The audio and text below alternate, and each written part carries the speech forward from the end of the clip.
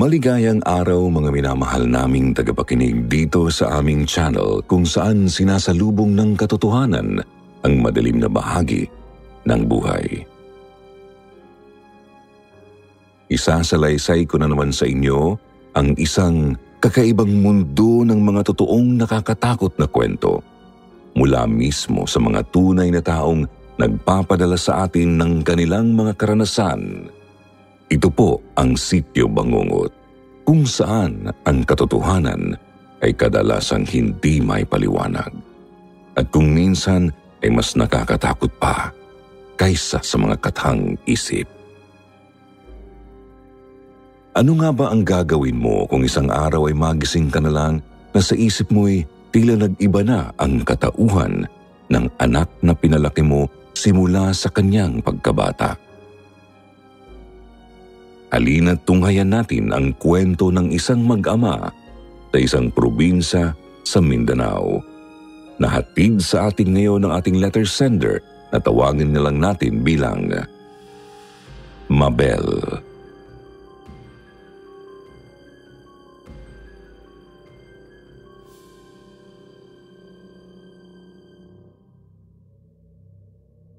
Hello po sa inyong lahat, lalong-lalo na po sa team na bumubuo ng channel ng Kwentong Takipsilim, Sitio Bangungot at Sitio Pangil Community. Tawagin niyo na lang po ako sa pangalang Mabel, isang 32 years old na cashier sa isang maliit na grocery store dito lang po sa Cavite.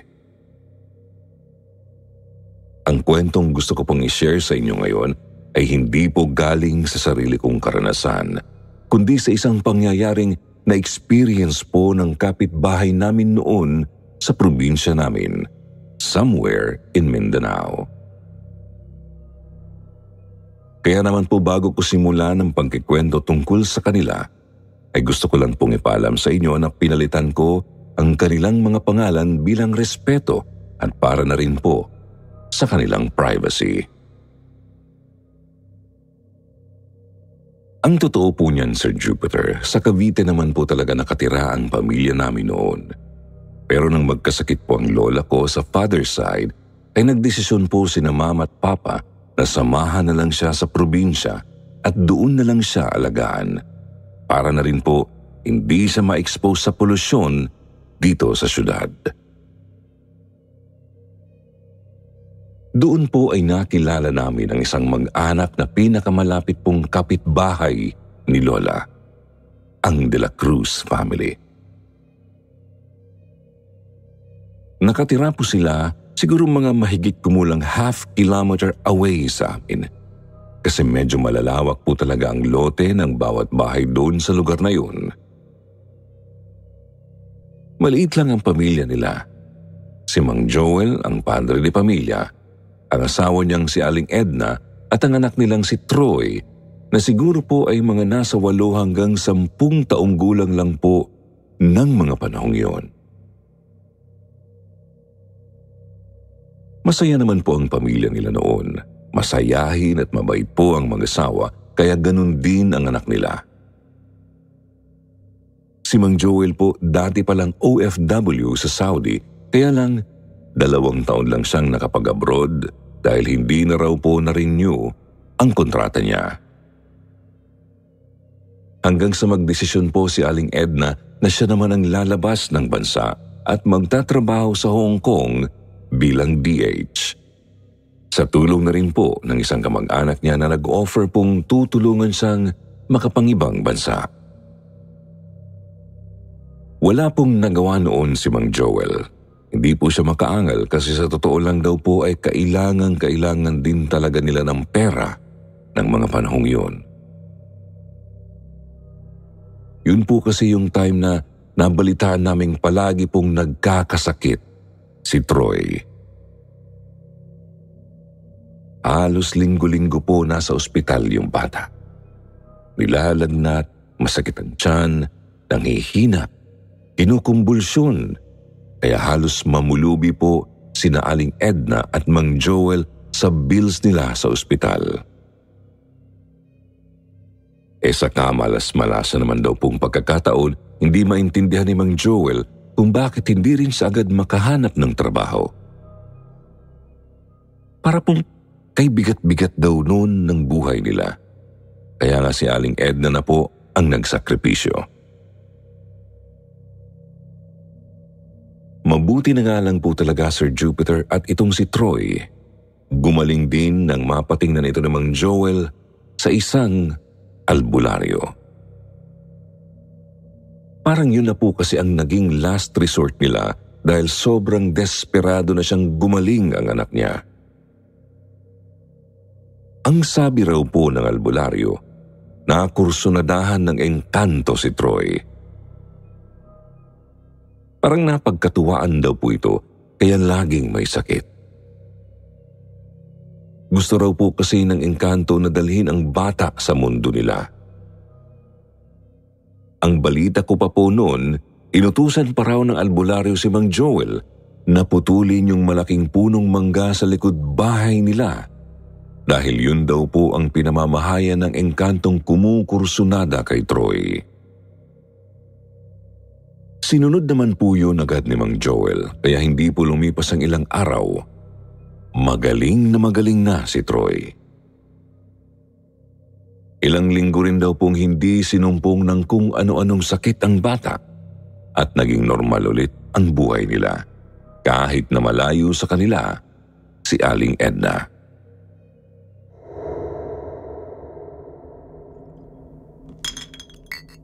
Minsan po nakainuman ni tatay si Mang Joel, Sir Jupiter.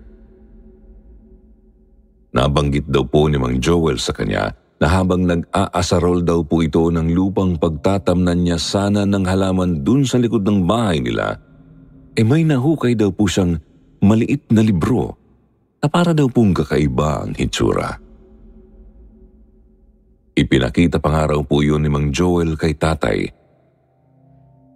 Para daw po yung booklet na manipis. Kulay itim daw po ang pinaka-cover nito. Tapos may naka-engrave na designs doon na ang kulay naman daw po ay gold. Alahero po si tatay, Sir Jupiter. Yun po ang trabaho niya sa matagal ding panahon. Kaya nang mahipo niya po yung parang gold ink na naka-engrave doon sa libro, alam niya na raw po agad na ginto yun. Base pa lang sa tingin. Medyo makapal po kasi yung mga gold designs na yun. Parang idinikit mismo dun sa book cover. Sinubukan pa nga po nila yung itest gamit ang mga natirang tester ni tatay at doon po nila nalamang totoo nga ang hinala nila. Ginto nga raw po yun, Sir Jupiter. Kaya lang po nung tingnan naman nila ang nilalaman ng booklet na yun, sabi ni tatay, wala naman daw po siyang nakitang nakasulat na kung ano doon. Puro lang daw po yun empty pages. Pero ipinaglalaban daw po sa kanya ni Mang Joel na may mga salita raw po siyang nakikitang nakasulat sa booklet. Yun nga lang daw po, medyo malabo yun. Nakita ko rin ang librong yun, Sir Jupiter, kasi nakatanaw ako noon kina tatay habang nag-iinuman sila. Kakaiba nga po talaga yun kasi nakita kong parang ibang klase ang kinang nung gold designs kapag nasisinagan ng araw. Napansin daw po ng lola ko na medyo nagtatalo na si tatay at Mang Joel, kaya tiningnan niya kung anong pinagtatalunan ng mga ito. Nang ipakita raw po nila kay lola yung libro, nanlaki daw po ang mata ng lola ko, tapos sinigawan sila nitong itapon na raw po yun kasi libreta raw po ang mga yun. Kung hindi po kayo familiar kung ano ang libreta, ito raw po yung parang mga black book na naglalaman ng mga orasyon na minsan ay pwedeng para lang sa proteksyon, pero pwede rin naman daw pong galing ito sa masama. Hindi lang daw po matukoy ni lola kung anong klaseng libreta yon, kaya para safe daw po ay itapon na lang nila. Pero hindi naman daw po sinunod yun ni Mang Joel. Sir Jupiter, simula po noon ay parang nahilig na si Mang Joel sa mga bagay na tungkol sa ganon. Mga libreta, mga orasyon, mga kababalaghan. Sabi po ni tatay, yun daw po ang paraan ni Mang Joel para kahit papaano ay malibang siya. Dahil parang nakakaramdam na raw po ito ng depresyon. Wala naman po kaming napansing pagbabago noon sa kanya bukod sa palagi na namin siyang nakikitang naka-standby dun sa labas ng bahay nila. Nagbabasa po siya ng nagbabasa ng kung ano-anong libro. Pero bukod dun, Sir Jupiter, ang ipinagtataka rin po namin noong mga sumunod na linggo ay ang bigla na lang pong pagkawala ng anak niyang si Troy. Bigla na lang po kasi itong hindi lumabas ng bahay nila samantalang lagi pong nakikimeryenda sa amin ang batang yun noon. Hindi po tuloy nakatiis si nanay kaya isang beses po ay tinanong niya si Mang Joel kung nasaan nga ang bata. Ang sabi naman po nito pinagbakasyon lang daw nila dun sa side ni Aling Edna. Namimiss na raw po kasi ito ng lolo't lola niya. Pero may isang problema lang sa sinabing iyon ni Mang Joel, Sir Jupiter. Ang totoo po kasi, Sir Jupiter, 3 taon na pong patay ang lolo ni Troy. Habang ang nanay naman po ni Aling Edna, kamamatay lang din ng taong yun. Umaten pa nga po kami ni nanay doon sa burol ng matatanda eh. Si Aling Edna pa mismo ang nag-invite sa amin noon. Dahil po doon, inutuban na si nanay na baka may hindi magandang nangyayari na raw po kay Troy. Kaya inutusan niya po si tatay na mag-report na sa barangay namin. At doon namin natuklasan, Sir Jupiter, ang isang kahindik-hindik na pangyayaring ginawa ni Mang Joel sa sarili niyang anak.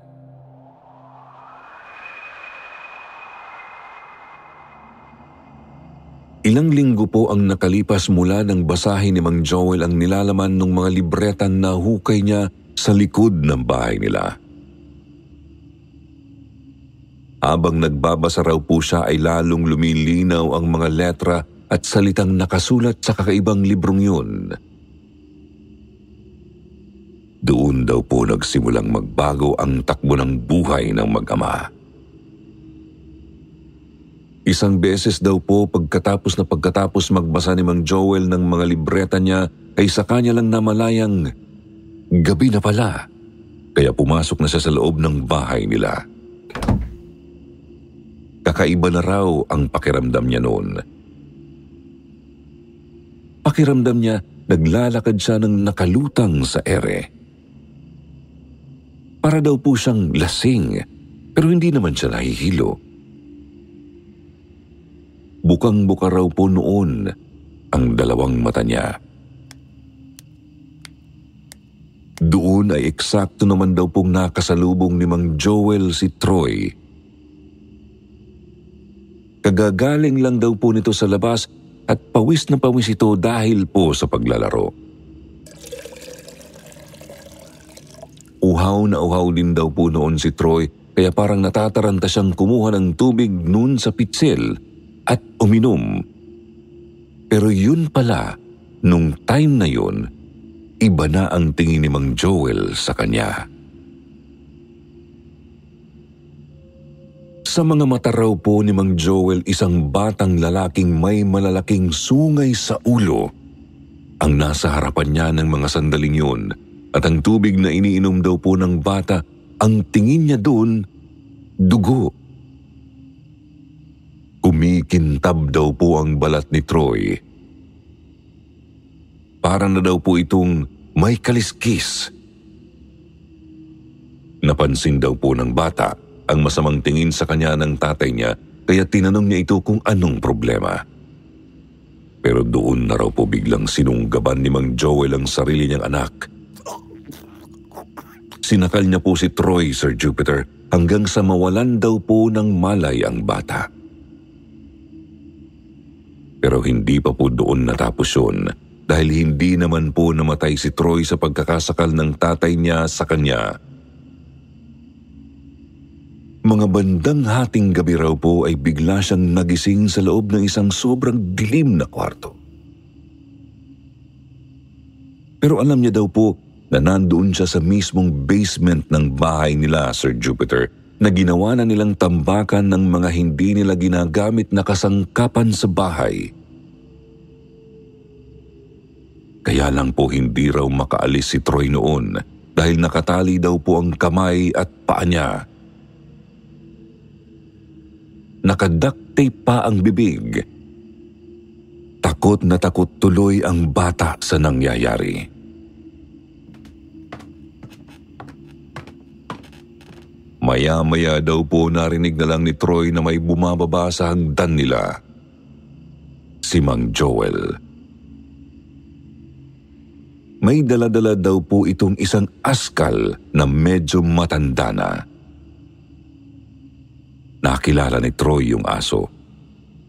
Yun po kasi yung nakikita niyang pagala-gala sa kalsada at wala pong nagmamay-ari dito. Nakatape din daw po ang bibig ng aso, Sir Jupiter, kaya ang naririnig niya lang po ay ang mga ungot nito na parang nagmamakaawa. Parang nararamdaman daw po ng aso na may mangyayaring masama at hindi nga po ito nagkamali. Sir Jupiter, kitang-kita raw po ni Troy nang bigla na lang maglabas ng matalas na kutsilyo ang tatay niya. Bigla na lang daw po nitong sinaksak yung aso tapos po hiniwa ng malaki ang tiyan. Hinayaan daw po ni Mang Joel na tumulo muna yung dugo ng askal na pinatay niya. Habang umaagos po yun sa sahig at unti-unti raw pong umiimpis ang tiyan ng aso, Sir Jupiter, nakita naman daw po ni Troy na bigla na lang dinukot ng tatay niya ang dalawang mata ng hayop. Gamit lang po ang sarili nitong kamay. Kitang-kita pa raw po ni Troy yung parang mahabang litid na sumama dun sa dalawang mata ng aso, Sir Jupiter. Inangat daw po ni Mang Joel yung hawak niya, tapos bigla na lang daw po nitong hinigop at nilamon ang isa sa mga matang yun. Kung hindi lang daw po talaga nakatakip ang bibig ni Troy noon, baka sumuka na siya ng sumuka kasi nararamdaman niya raw pong bigla na lang naggalawan yung mga kalamnan niya sa tiyan. Bumaliktad daw po talaga ang sikmura niya noon. Pero lahat daw po ng takot na nararamdaman niya ay bigla na lang pong dumoble nang hindi daw po nagtagal, nagsimula pong maglakad si Mang Joel palapit kay Troy. Nakatitig daw po ito ng masama sa bata habang inunguya niya pa rin yung kinain niyang mata ng aso. Maya-maya po bigla na lang daw pong tinanggal ni Mang Joel yung pagkakaduct tape ng bibig ni Troy.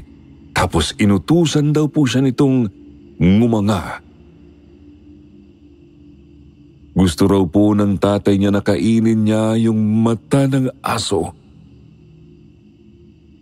Ang sabi raw po kasi ni Mang Joel, yun lang daw ang paraan para magbalik sa kanya ang totoo niyang anak na ninakaw daw ng engkanto. Hindi raw po kasi si Troy ang totoo niyang anak. Isa raw po siyang anak ng engkanto na nagpapanggap lang bilang Troy. Bigla daw pong nag-iiyak nun si Troy tapos tumanggi siyang kainin yung isinusubo sa kanya ng tatay niya, pero bigla po siyang pinagbuhatan ito ng kamay. Tapos, Sir Jupiter, isinalpak daw po nito yung mata ng aso sa bibig niya at pilit yung pinanguya sa kanya. Sa totoo lang po, ito na yung pinaka-nakakatakot at nakakadiring parte para sa akin, Sir Jupiter, at halos hindi ko nakayanin pang pakinggan ang kwentong ito. Kaya lang po, hindi pa talaga dito natatapos ang lahat. Matapos daw po kasing nguyain ni Troy yung mata ng aso, bigla naman daw pong bumalik si Mang Joel dun sa aso. Tapos isa-isa niyang inilabas yung mga lamang loob mula sa katawan nun. Tapos inasinan pa niya. Balak din daw pong ipakain ni Mang Joel kay Troy, na buti na lang po ay hindi natuloy. Dahil yun na po yung time na pinasok na ng mga otoridad ang bahay ng mag-ama.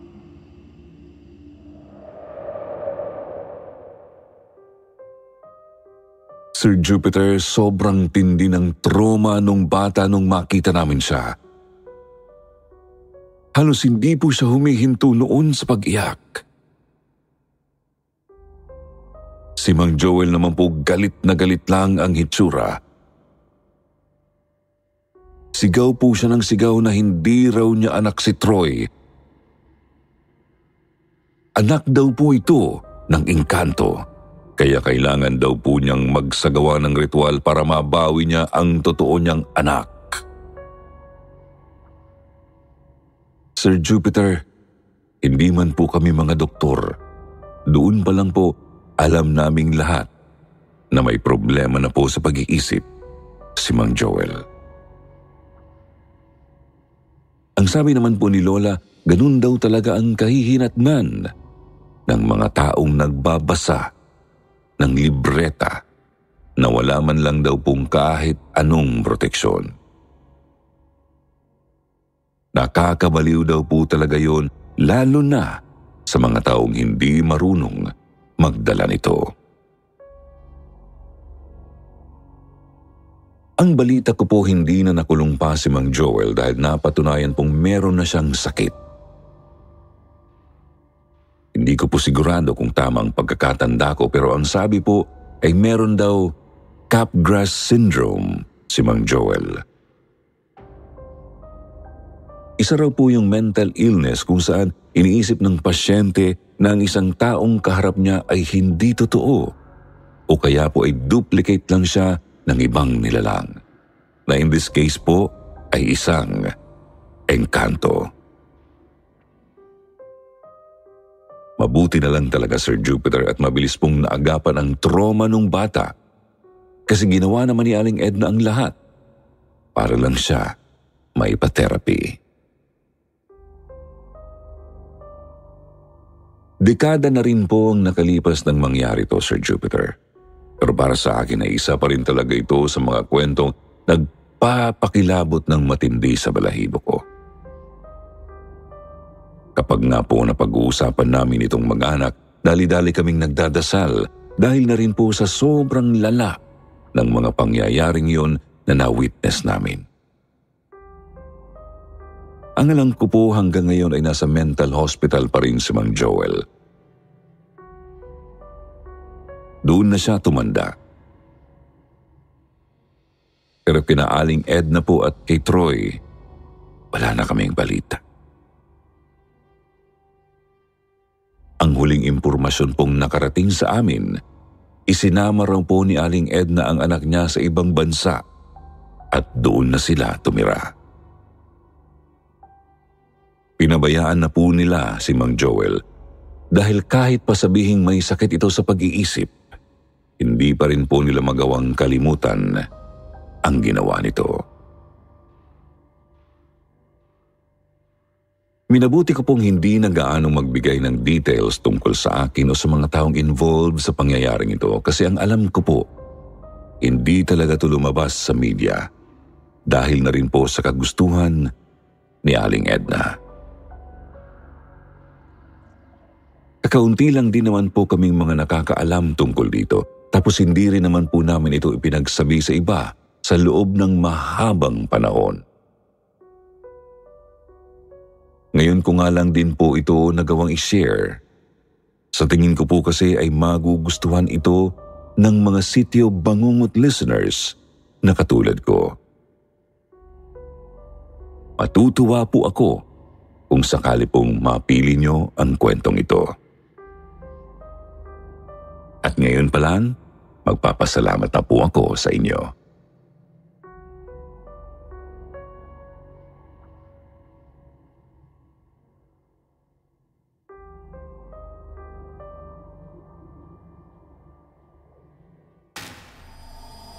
At ngayon naman, pakinggan natin ang isa pang nakakapanindig balahibong kwento na marahil ang iba sa inyo ay hindi pa naririnig.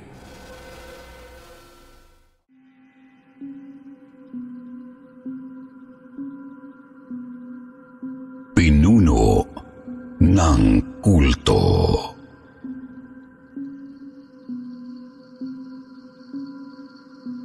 Madilim, madugo, at nakasusulasok. Ganyan ko mailalarawan ang tanawing habang buhay ng nakabaon sa isip ko. Isang medyo malawak na tuyong talahibang nagliliwanag sa nagngangalit na apoy. Napakakapal ng usok na parang gusto akong yakapin pabalik at ikulong dahil sa ginawa ko. Napakadilim din ng hating gabing langit. Langit na pakiramdam ko, matatanaw ako kahit saan pa ako magtago. Saglit ko lang nilingon bago tumuloy sa pagtakbo para makatakas. Karga ang kapatid kong paslit. Subalit tanaw ko ang mga nagkukulasang mga taong pilit ding tumatakas sa apoy. Yung iba, sinusubukang mahanap ako sa gitna ng madilim na gabi.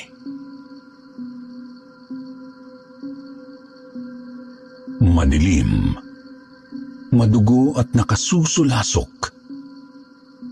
Ganyan ko rin mailalarawan ang aking nakaraang habang buhay ng magmumulto sa alaala ko.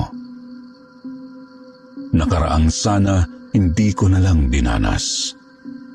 Nakaraang kung pwede lang, babalikan ko at ilalagay ang sarili ko sa isang pangkaraniwang pamilyang malayo sa dilim.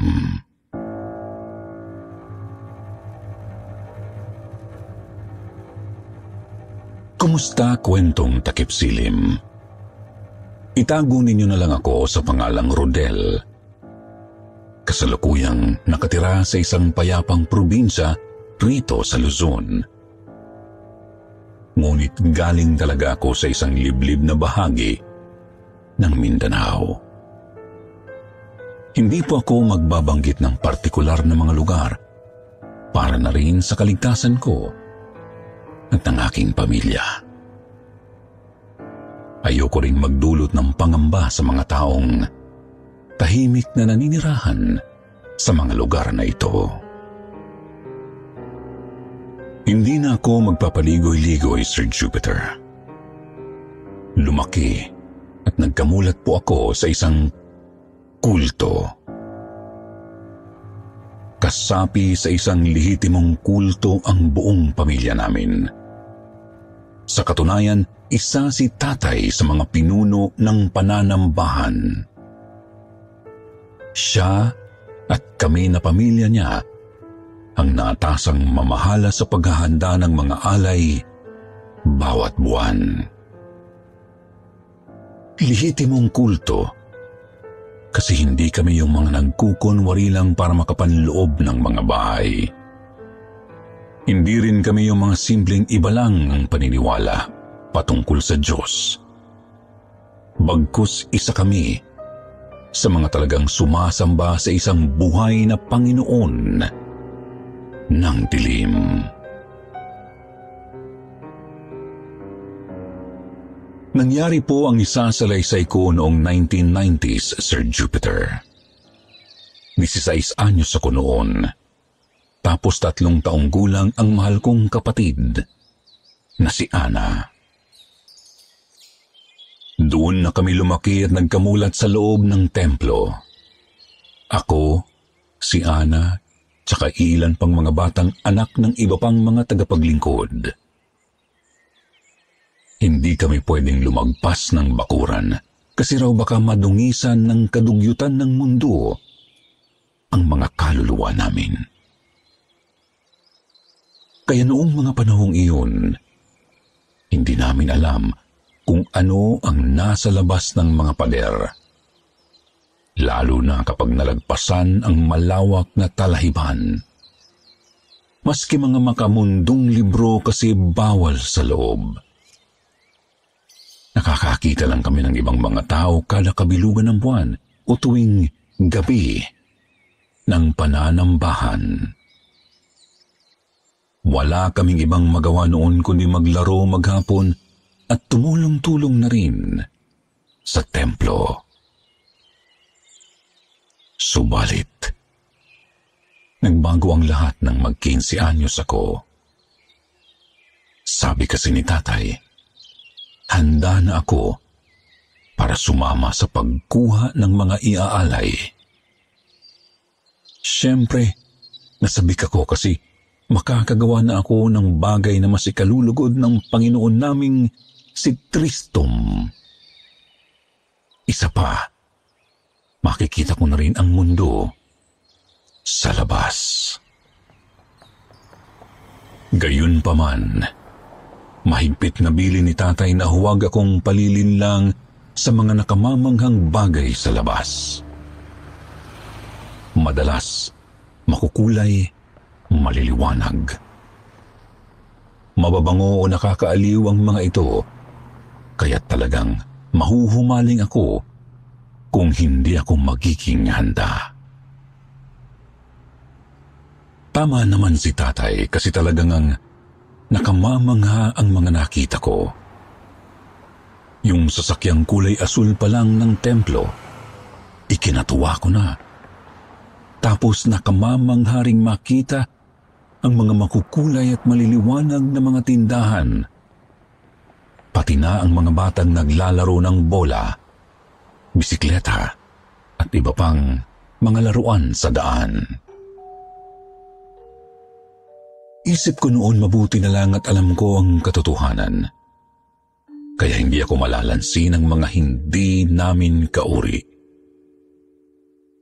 Nakatadhana lamang ang mga mabababang nilalang para maging kalugod-lugod na alay sa Panginoong Tristom.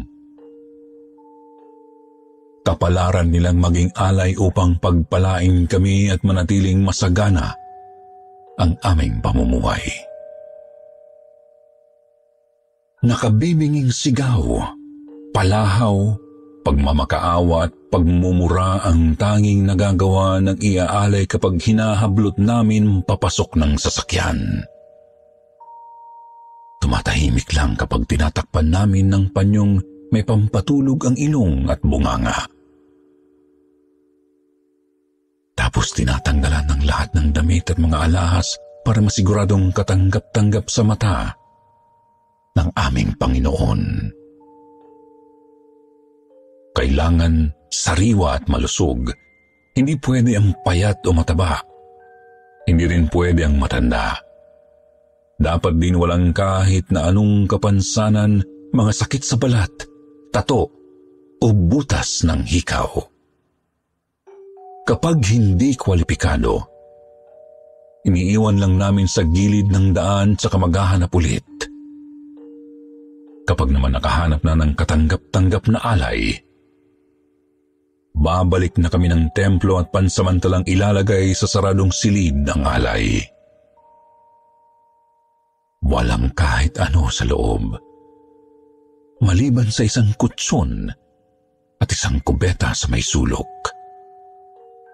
May kadena ring nakakabit sa dingding na sang inilalagay namin sa kanang binti ng iaalay. Nakabusal na sigaw, palahaw, pagmamakaawa at pagmumura lamang ang nagagawa nila kapag nagigising sa loob, Sir Jupiter. Sabi ni tatay, ganito raw ang nagagawa ng maduming mundo sa mga mabababang uri.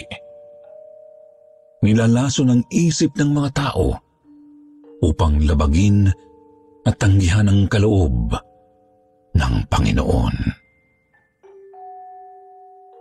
Nakabusal na sigaw, palahaw, pagmamakaawa at pagmumura lang din ang kanilang nagagawa kapag hinahanda na namin para sa pananambahan. Pinapaliguan ni na tatay ng tubig na may katas ng iba't ibang dahon, ugat, prutas at mababangong bulaklak habang dinadasalan. Tapos dinadala ang alay sa silid sambahan at hinihimlay sa gitna ng altar na batong natatakpan ng mga tuyong dahon ng niyog. May poste sa 4 na kanto ng altar kung saan itinatali ang mga binti at braso ng alay. Sigaw, palahaw, pagmamakaawa at pagmumura lang din ang nagagawa nila habang dinaraos ang pananambahan. Nilulukob ng usok ng insenso ang buong templo. Habang sabay-sabay na nagkakantahan at nananalangin ng lahat, kami na mga sa templo na nakatira, tapos ang mga kapwa mananampalataya sa Panginoong Kristom naggaling sa iba't ibang lugar. Nang makaalis na ako sa lugar na iyon, nalaman kong kasama pala namin ang iilang mga sikat na tao, kagaya ng mga kilalang negosyante, artista, at politiko. Siyempre, dinig din namin ang tinig ng aming tunay at buhay na Panginoon. Nanggagaling ito sa isang maliit na silid sa likod ng altar, kwartong hindi pa namin nakikitang bumubukas. Sa dulo ng bawat pananambahan na may ginigilitan ang leeg ng alay at pinapaligo sa katawan nito ang sariling dugo. Sinasabuyan ng langis ng pari saka sinisilaban hanggang tuluyang matusta. Pagkatapos, ipapamahagi ang laman nito sa lahat ng mga naroroon upang kainin. Madilim sa pananambahan kasi gabi ginaganap. Madugo dahil sa dugo ng mga alay at nakasusulasok dahil sa usok ng insenso. Simula pagkabatag, ganito na ang kinamulatan ko kada kabilungan ng buwan, Sir Jupiter. At noong nag-15 anyos nga ako, kasama na ako sa mga kumukuha ng iaalay. Hindi ba ako naaawa? Hindi, kasi nasa isip ko noon na mabababang uri ng tao ang mga kinukuha namin. Nasa 1 taon din akong sumasabak sa pangunguha ng alay bawat buwan. Sa bawat pagkakataon, pakiramdam ko, ginagampanan ko lang ang tungkulin ko. Subalit tila ba napatukan ako ng kapalaran nang minsang may nakuha kaming isang dalaga. Noon ngang 16 anyos na ako. Hindi siya sumisigaw, pumapalahaw, nagmamakaawa o nagmumura nang hablutin namin siya papasok ng sasakyan. Opo, halatang nabigla. Pero nang maipasok ay hindi man lang siya pumalag hanggang sa napatulog na namin. Mabilis ko siyang hinubaran at nakitang katanggap-tanggap siya bilang alay. Malusog ang pangangatawan, walang tato, makinis ang balat, at butas ng hikaw. Dinala namin siya sa silid ng mga alay. Iniwan na ako ng mga kasama ko noon kasi ikinakadena ko pa ang isa niyang binti. Ngunit bago pa man ako makalabas ng pinto ay nagising na siya. Napalingon ako tapos inasahan ko nang magwawala na siya sa loob ng ilang saglit. Pero hindi. Sa halip, tinitigan lang niya ako pabalik. Blanko ang kanyang mga mata.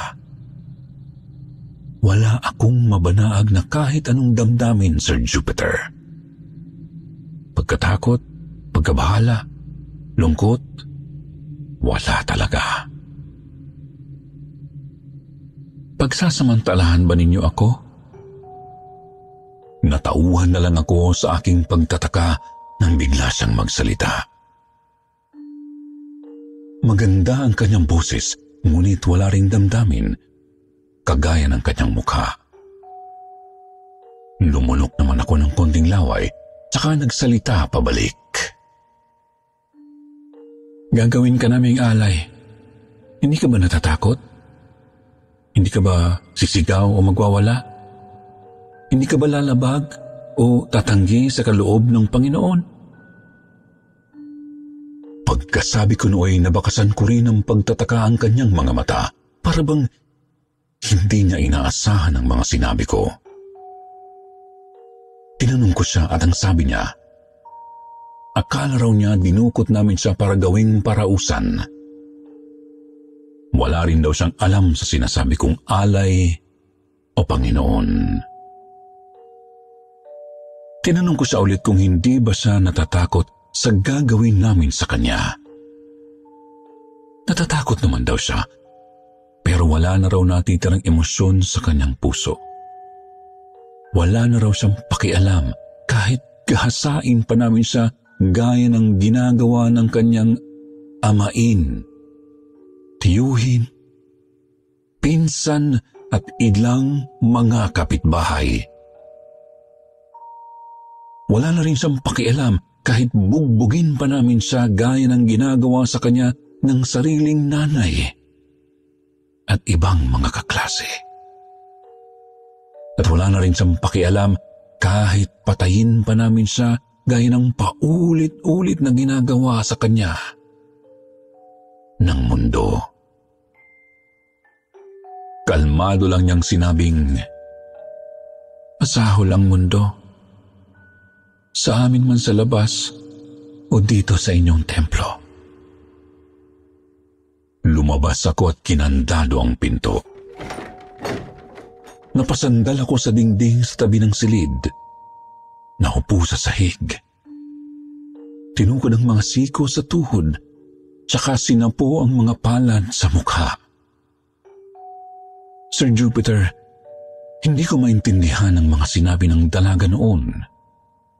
Nasa isip ko, anong kalapastangan ang sabihin niyang magkasinsahol ang mundo sa labas at ang templo namin? Ano bang alam niya ngayong isang hamak na mababang uring tao lamang siya? Pero kung mababang uri nga lang siya, bakit hindi siya pumapalag? Hindi ba niya lalabagin o tatanggihan ang kaloob ng Panginoon? Napabuntong hininga ako ng malalim na narinig yata ng babaeng nasa loob ng silid. Bigla siyang nagsalita at tinanong kung ano ang pangalan ko. Nasinagot ko naman. Pakilala naman niya ay Eliza ang kanyang pangalan. Natahimik kaming dalawa. At hindi ko na namalayang nakatulog na pala ako habang nakaupo. Nang sumunod na gabi ay gaganapin ang buwan ng pananambahan. Kaya ng nakagawian, pinaliguan namin si Eliza ng tubig na may katas ng mga halaman habang dinadasalan siya ni tatay.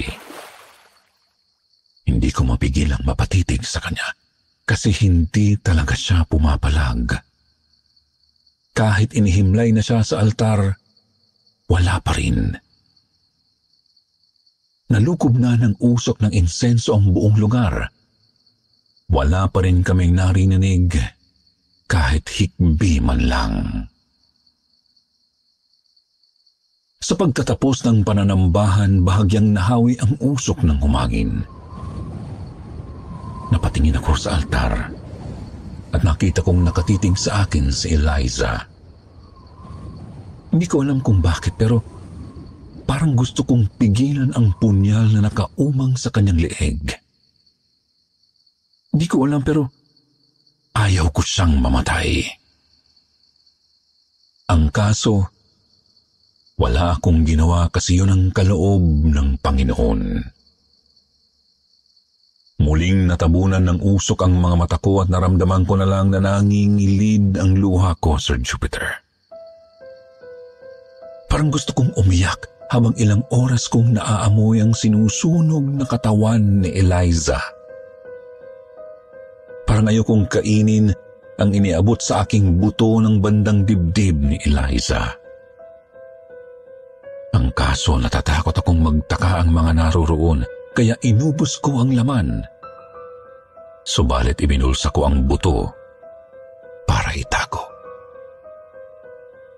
Pagkatapos ng huling panalangin ay aalis na sana ang mga naroroon, pero biglang nagsalita si Tristong na pinagtaka naman maski ni nanay at ng pari. Sa susunod na pananambahan, Biyernes Santo, gusto ko ng mahalagang alay.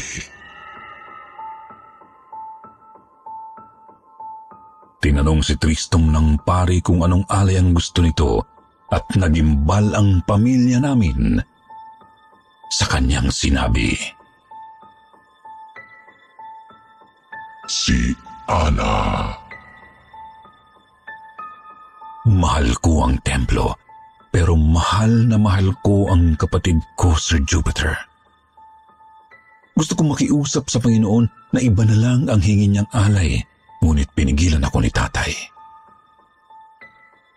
Tuluyan na akong napaiyak habang nagsusumigaw sa loob ng silid sambahan, baka sakaling marinig ako ng Panginoon. Subalit hindi siya tumugon. Bagkus pinagtulungan akong buhatin ng ilang mga kasama at inihatid ako sa kwarto ko. Dinasalan nila ang pamilya namin habang kalong ni nanay si Ana. Halatang hindi pa nauunawaan ng kapatid ko ang lahat. Hindi pa niya naiintindihang papatayin siya ng mga pari upang gawing alay. Papatayin si Ana. Napaisip akong pinapatay namin ang mga alay kada buwan. Kung ganoon, papatayin si Ana. Papatayin si Ana. Papatayin si Ana kagaya ng ginagawa namin sa mga alay kada buwan. Ayokong mamatay si Ana. Ang mga kapatid kaya ng mga pinatay namin, ayaw ring mamatay ang mga kapatid nila. Pero hindi mahalaga ang kanilang iisipin at mararamdaman. Ang mahalaga ay ang kaloob ng Panginoong Tristong. Subalit hindi mo mahalaga ang naiisip at nararamdaman ko. Nabahiran ba ang kaluluwa ko ng dumi ng mundo kaya ako nagkakaganito? Masahol ang mundo, sa amin man sa labas o dito sa inyong templo. Naisip ko noon, Sir Jupiter, baka ito ang ibig sabihin ni Eliza sa sinabi niyang magkasinsahol ang mundo sa labas at sa loob ng templo. Ang kaso ayaw padaig ng bahagi ng kaluluwa kong nagsasabing nakaaangat ang buhay namin kumpara sa iba. Lumipas ang mga araw ng ganoon ang tinatakbo ng isip ko. Binuhos ko ang oras ko sa pakikipaglaro kay Ana. Kung sakali man kasing maialay nga siya, ayokong mamatay siyang malungkot. Pero siguro nga palust ko lang yun kasi ang totoo, ang sarili ko ang ayaw kong malungkot. Naging ilang linggo ang mga araw. Masyado nang nayayanig ng boses ni Eliza ang utak ko. Maski hanggang sa panaginip. Nakikita ko siya sa panaginip ko, nakahubad ang magandang katawan, ngunit blangko ang mukha. Naroroon kami sa isang madilim na kawalang nalulukuban ng usok ng insenso. Tapos unti-unting dumadaloy mula sa kanyang ulo hanggang talampakan ang tubig na may katas ng mga halaman. Ilang sandali pa, gumuguhit ang isang sugat sa kanyang leeg at pumipinta ang sariling dugo sa katawan. Hindi pa rin siya bumibitiw sa pagtitig sa akin habang langis naman ang bumabalot sa kanya. Sunod na unti-unting nagliliyab ang kanyang makinis na balat na nangingintab sa tubig, dugo at langis. Hanggang sa tuluyan ang masunog ang kanyang kataway, hindi pa rin siya bumibitiw sa pagtitig sa akin. Natabunan ng usok ang mga mata ko ng ilang saglit. Nang mahawi, ang 3 taong gulang na kapatid ko na ang nakikita ko. Nakahubad, balot ng tubig, langis at dugo tapos tostado. Hindi ko alam pero para bang nalalasahan ko sa usok ang sunog na laman ng kapatid ko. Nakatitig din siya sa akin ngunit umiiyak at humihingi ng saklolo. "Kuya, tulong! Masakit! Mahapdi, kuya!" Ilang gabi rin ganoon ang panaginip ko, Sir Jupiter. Lagi akong napapabalikwas ng bangon. Nakikita ang sariling naghahabol ng hininga at naliligo sa pawis, luha at uhog. Hanggang sa isang gabi na lang at Biyernes Santo na.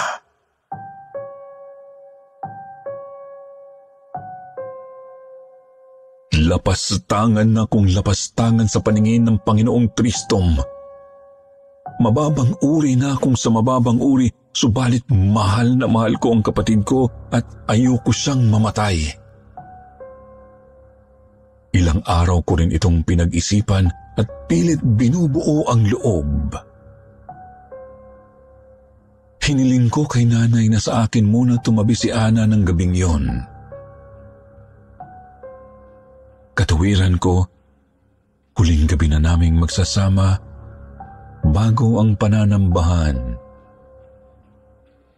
Subalit, naghihintay lang talaga ako ng tamang pagkakataon.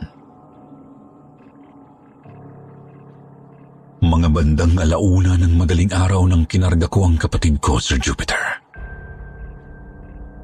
Hawak ko siya sa kaliwang braso habang may nakasukbit na bagong hasa na itak sa bewang. Nasa bulsa ko rin ang susi ng tarangkahan palabas ng bakuran. Sabi ko kay Ana, may pupuntahan lang kami. Pero kailangang manatili lang siyang tulog habang karga ko. Pinatulog ko muna siya ulit bago maingat na lumabas ng kwarto. Tahimik at madilim ang paligid. Masyadong maalinsangan dahil nasa kalagitnaan ng tag-init. Pilit binibilisan.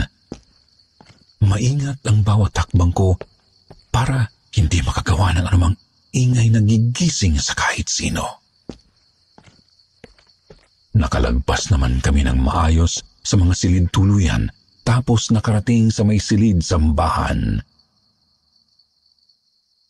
Ito na lang ang bukod tanging kwarto na kailangan naming daanan bago makarating sa bakuran kung saan naroon ang malaking tarangkahan. Inabot ko ang isang nakasinding sulu sa may altar.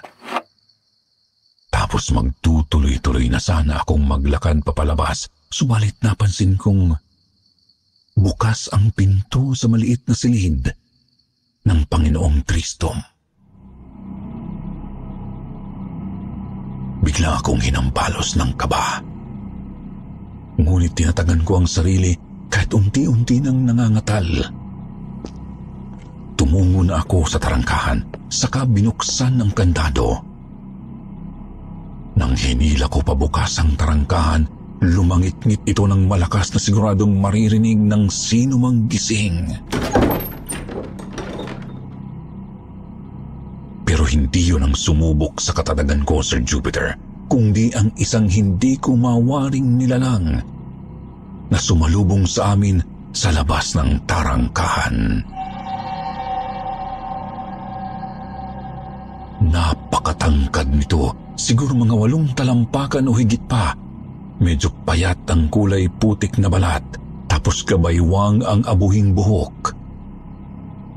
Matatalas ang mga ngipin, tapos walang puti o ibang kulay ang mga matang itim. Nakasuot ito ng itim na robang katulad ng sinusuot ng mga tagasilbi sa pananambahan. Saan kayo pupunta?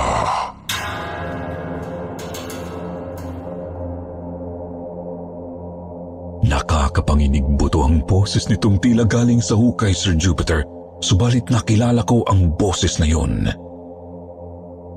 Hindi ako maaari magkamali. Yun ang boses ng Panginoong naririnig namin sa pananambahan. Nanginginig may pinilit kong makatakbo palagpas sa halimaw, maski ang kapatid ko ay nagising na rin at napasigaw nang makita ang nilalang.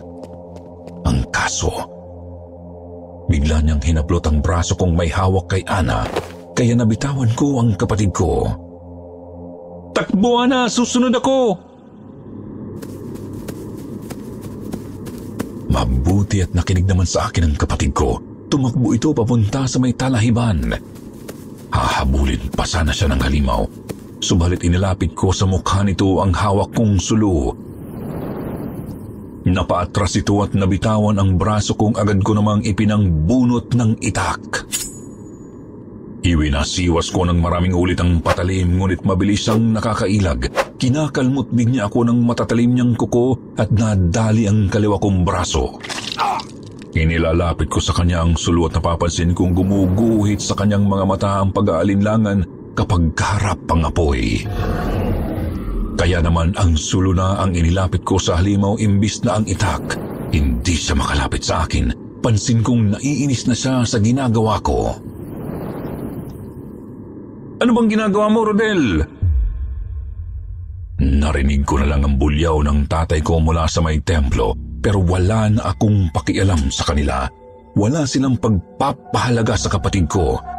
Wala silang pakialam kahit mamatay si Ana, kaya't wala na akong pakialam kahit mabulok pa sila sa paninilbihan sa kung anumang halimaw na ito. Nang matanaw kong papalapit na ang iba pang mga kasama ng tatay ko, inilapit ko na rin ng husto ang sulu sa mukha ng nilalang. Napahiyaw ito ng ubod ng lakas. Kinuha ko naman ang pagkakataon para tumakas, ngunit nagawa pa akong matadyakan sa likod ng galit na halimaw. Tumilapon ako sa may talahiban. Nabitawan ko ang sulu. Mabilis na kumalat ang apoy sa mga tuyong damo. Napalingon ako sa halimaw at nakita ko na lang na mabilis itong tumatakbo pabalik ng templo. Ang mga kasama naman ni tatay nataranta at pakay ng maghanap ng tubig imbis na habulin ako. Bumangon ako at lumingalinga sa paligid. Nang makita ko si Ana, agad ko itong nilapitan, kinarga at nagpatuloy sa pagtakas. Madilim, madugo at nakasusulasok. Ganyan ko may lalarawan ng gabi kung kailan dinig ko ang sigaw, palahaw, pagmamakaawa at pagmumura ng mga dati kong kasama. Walang tigil sa pag-iyak si Ana, pero wala akong ibang layunin kundi mailigtas siya at tuluyang makalayo sa mga walang puso kong kakulto. Puso, damdamin o emosyon. Nakatutuwa lang at isang hamak na alay ang tila naging mitsa para magising ang puso ko. Hindi. Nakaraan ko na yun. Hindi isang hamak na alay si Eliza. Bagamat sandali ko lang siyang nakasama at nakausap, si Eliza ay aking kaibigan. Nang makalagpas sa talahiban, sinuong namin ni Ana ang isang kakahuyan. Pagkatapos nakarating sa isang malapad na kalsada, doon may nagpasakay sa aming isang truck ng mga kahoy at dinala kami sa isang napakalayong lungsod.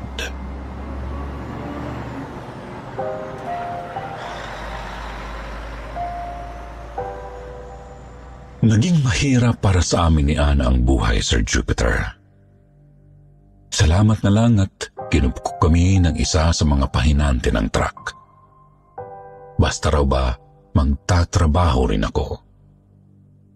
Hindi naman kasi mayaman ang kumupkop sa amin, bagamat mabuting tao naman. Lumipas ang maraming taon at nakarating nga kami dito sa Luzon. Dito na kami nakapag-asawang magkapatid at bumuo ng kani-kaniyang mga pamilya. Nananatili na lang na maingat dahil sa takot na baka matuntun kami ng kulto. Lalo na kung sakaling hindi namatay si Tristom sa sunog na yon. Sa mga tagapakinig naman, gusto kong sabihin, mag-ingat tayo sa mga kinamulatan nating paniniwala. Opo, nasa atin ng igalang ang mga magulang natin. Ngunit hindi ibig sabihin noon, hindi na tayo mag-iisip ng sarili nating mga desisyon. Ingat din kayo sa mga tao at mga nilalang na namumuhay sa dilim. Sa'yo naman, Eliza, hanggang ngayon, nasa akin pa rin ang piraso ng buto mo. Maraming salamat kasi binubuhay mo ang puso ko bilang tao. Sana masaya ka na kung saan ka man ngayon. Sana hindi mo na dinaranas ang pagiging masahol ng mundo, aking kaibigan. Hanggang dito na lang kwentong Takip Silim. Maraming salamat sa pagbabasa.